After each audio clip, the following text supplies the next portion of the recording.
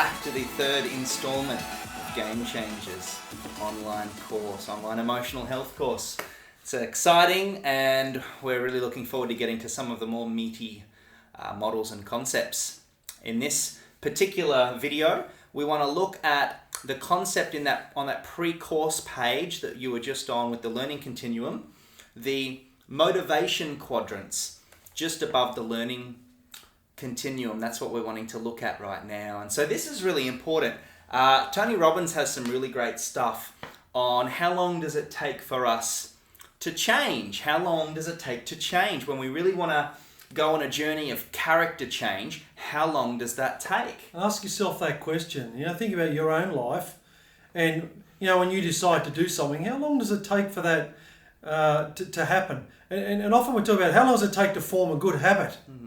And there's often, what's the theme? About 3 weeks, I think they say normally, isn't it? To form a new positive habit, to break an old one and form a new one. Maybe to kind of really change something in your life, you might think it might take a few months or 6 months maybe for that to happen. But, and the key there is consistency, right? So it's not 3 weeks of haphazardly doing this new habit whenever I feel like it.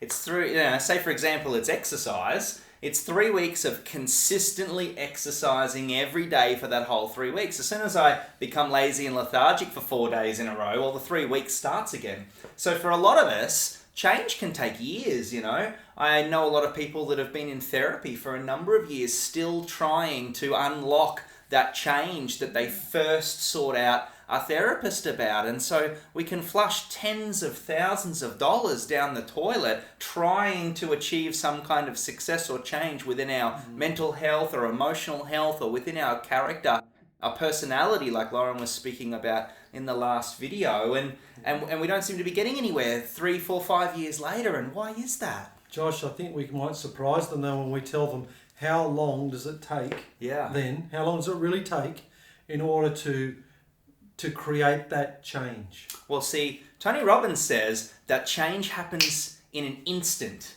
that what takes the time is getting ready to change. And we want to take that a step further, and we want to teach you the 4 quadrants to becoming fully motivated to change so that change can happen that quickly. Absolutely.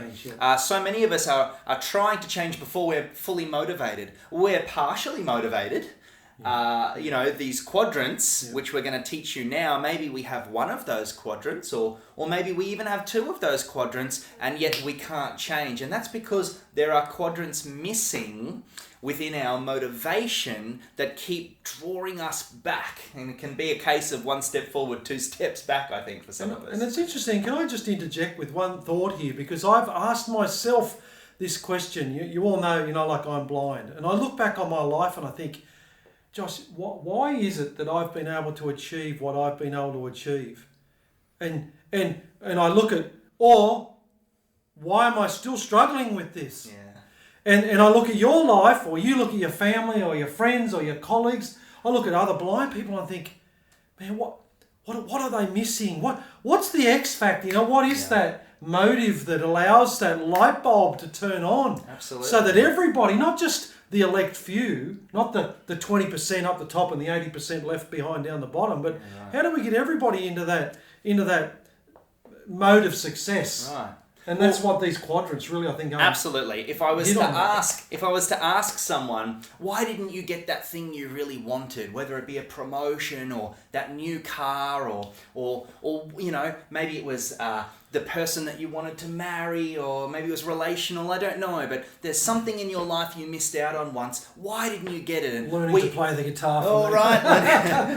and often we can come up with things like, time. I didn't have enough time. If I had just had more time, or money. I didn't have enough money. I wish I had just had more money. That's right. Or other people didn't believe in me. Right, and, they told me I couldn't do it. Absolutely. I didn't have the encouragement. I didn't have the attention, and we're talking about resources, aren't we? We're talking, well, if I had have had more resources, and I always ask the question, why is it that with people that have lots of resources, maybe grown up in a great home, they didn't have any physical disabilities, they had all the money in the world, don't achieve, because there are people like that out there, right? And why is it that some people with physical disabilities, with income problems and economic debt, challenges, family no one believes dysfunction, in them, whatever it is, and they still achieve beyond all expectations. And so it's not resources.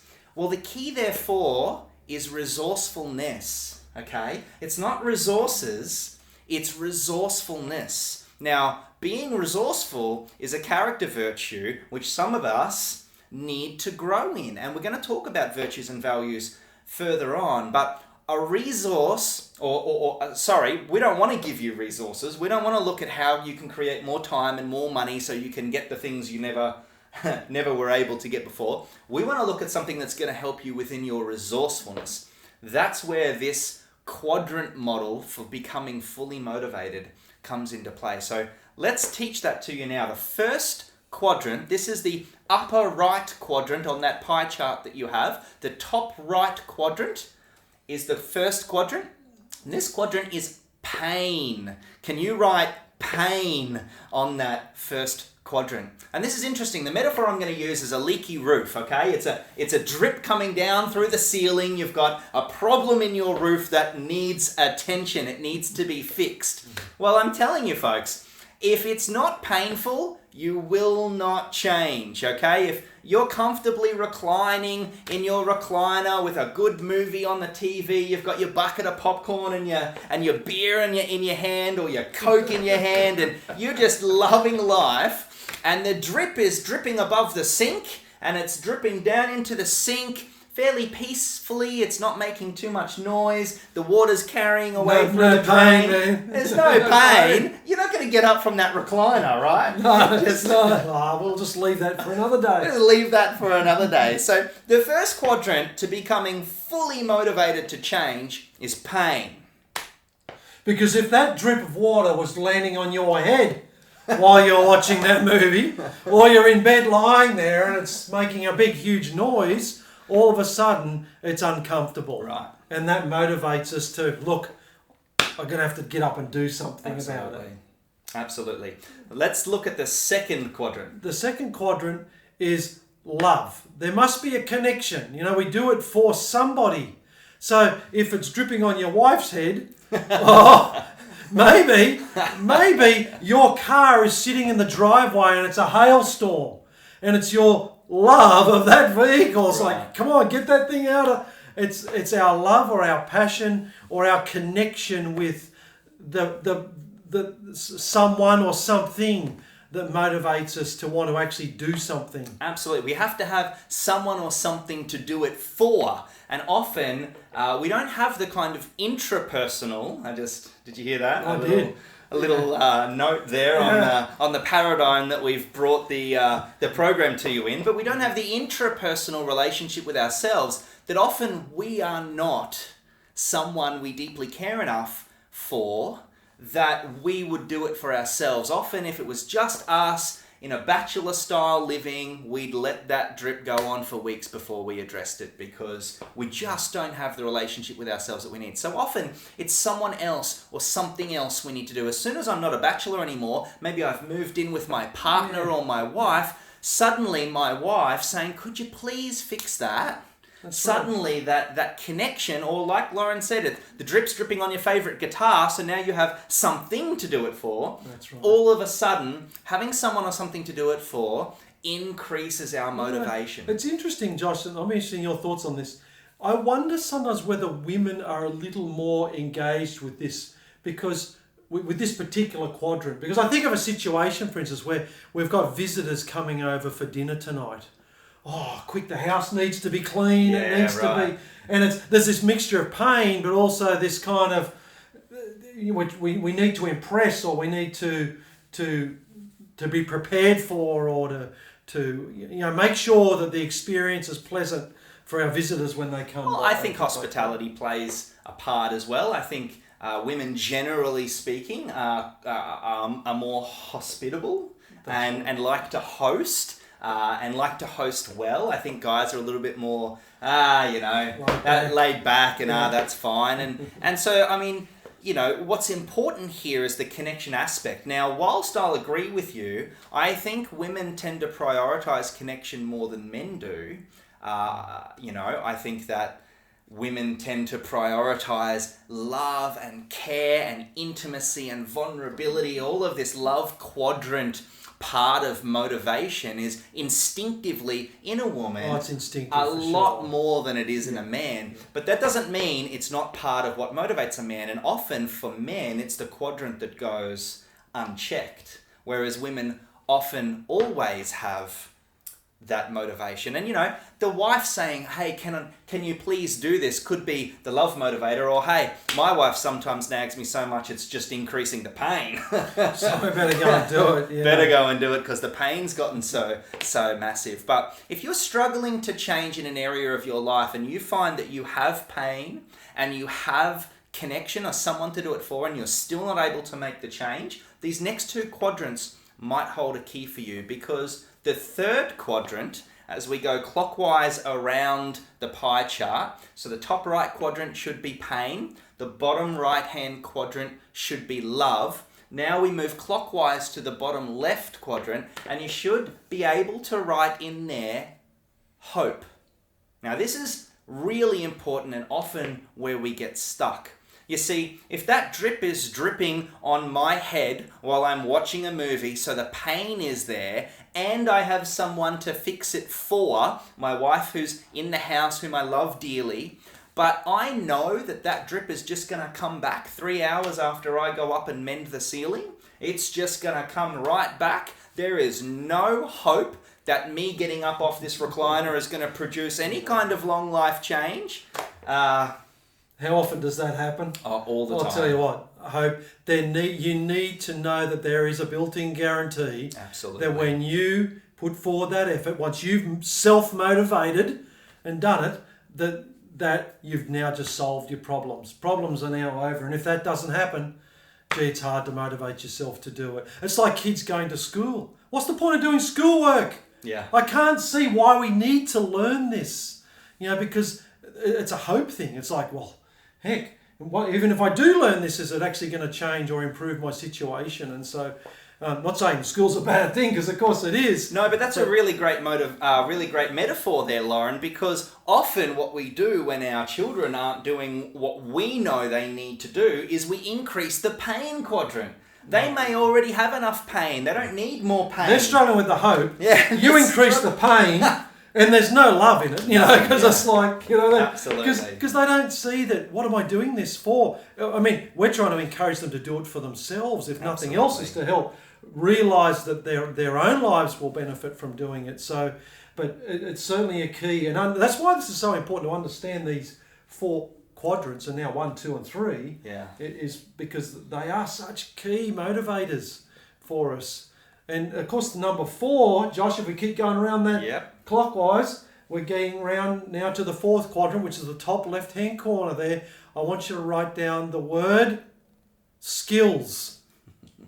I had to think about that for a second because I can't see anything on the screen. Look, it's so interesting. The drip is dripping on our head. Our wife wants us to fix the drip. We've got the pain. We've got the love. We know if we get up there and fix it, it won't come back. So we have the hope of a good marriage.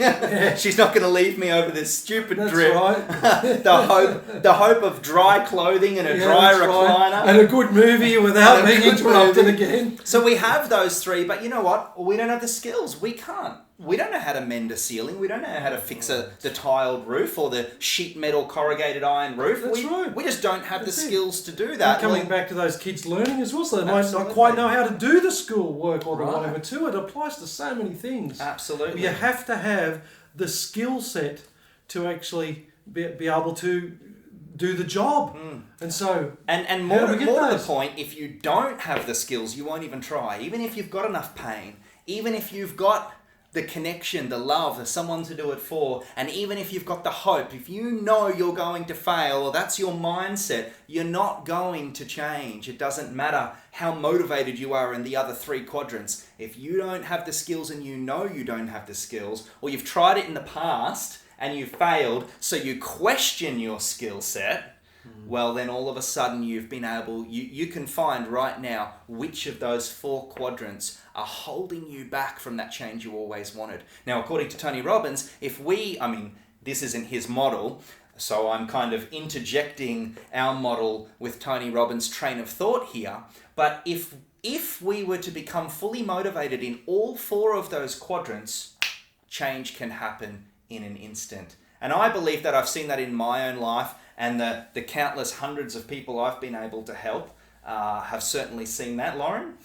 Josh, the key to this, really, I see, to the success in this is collaboration, working together. Because you know what, Josh, I actually have the skills to fix that roof there for you. Would you like me to help you? Absolutely. All of us, or the child with their homework, or your wife when she's trying to do something and you like, hey, how about I come and help you out?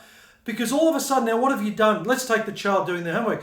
You've reduced the pain, you've increased their hope, and of course there's this kind of love. We're doing it for someone and for each other.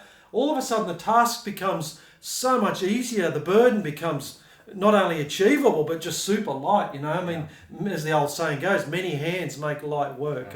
And we bring different, our skill sets and what we're really good at, if we bring that together as a group. And that comes to why we're wanting us to engage as that community.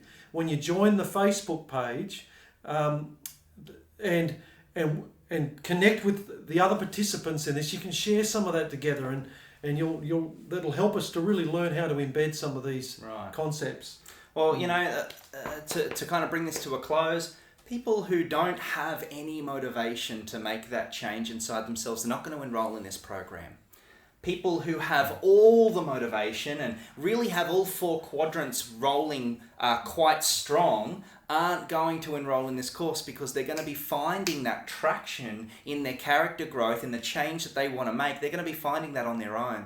So the people who are enrolling in this program, Lauren, and I'm speaking to you now, you've enrolled in this course because you're finding part of this concept difficult to grab onto. And I'm going to have a stab in the dark here. I want to guess that pain and love have brought you to this program. You have enough pain already, and you have someone to do it for, even if that person is yourself, or else you wouldn't have taken the steps to enroll in this program. What you're probably struggling with is hope and skills. Well, we've got some good news, because whilst we can't really help you with the pain of your scenario, we can't increase that, we can't decrease that for you, and we certainly can't give you anyone to do it for through this kind of online platform. What we can actually do over the next kind of 3 to 4 weeks and probably 6 to 8 hours worth of content is we can absolutely give you hope and skills, so that if you have a fairly high amount of pain and connection and love in your life that's motivating you to change, this program can give you the rest that you need, so that you can really get that dramatic, immediate change that you're after. And it's sustainable, isn't it? Once you've got these skills and that hope, you know, knowing that, look, when we apply this, it is going to definitely work. We can guarantee it. You implement this and it's guaranteed to work for you. Yeah. You know what? It's just going to really transform what's happening. Absolutely. Yeah. So right now, little activity for you to do. We want to keep moving you out of that passive learning side of the continuum. Let's get you up into the active learning. Really self-assess now. If you were to kind of give, you know, being 100% fully motivated, fully persuaded, fully converted to change, okay? That's a 100%, which means each of those quadrants sit at around 25%. Where are you at? Give yourself a bit of a rating. You know, I've probably got about 20% of the 25% of the pain quadrant. I'm fairly high in pain, and I've got 25 out of 25 in love, in connection. I definitely have someone that I want to do it for, or something to do it for. But maybe I'm only a 5 out of 25 in hope, and maybe I'm only a 5 out of 25 in skills. Really self-assess here. Write down some numbers on that pie chart. Really start to bring into focus where you need to look at, where you need to put the microscope, so to speak, so that you can start to see and achieve the success and change that you want. Yeah, be honest with yourself with this too. No one else is going to be seeing this book, only you. And it'll be great to do that right now at the beginning of the course, and then look at it again by the time you've got to the end in another month's time, or 2 months or 3 months. Once you really look back on how this has affected your life, and reevaluate where you are in those quadrants again. You may be surprised to see how much you've actually grown. Absolutely. If you're driving right now listening to us in the car stereo, or you're out on a run listening to us in your earphones, please grab your phone out, pull over if you're driving, put your car in park, turn your car off. If you're running, just stop running for a few seconds and just set yourself a reminder in your phone that when you get home, maybe it's 30 minutes from now, maybe it's an hour from now, when you get to work or when you get home, you are going to write down and score yourself in this motivation quadrants kind of little thing. Even if you don't have the workbook with you, you can give you a score out of 25 in these 4 things, okay? So pain, love, hope, skills. What are your scores out of 25 for each of those? This is something we really need you to do, and do it now, okay? Don't wait, do it now. We'll see you in the next video.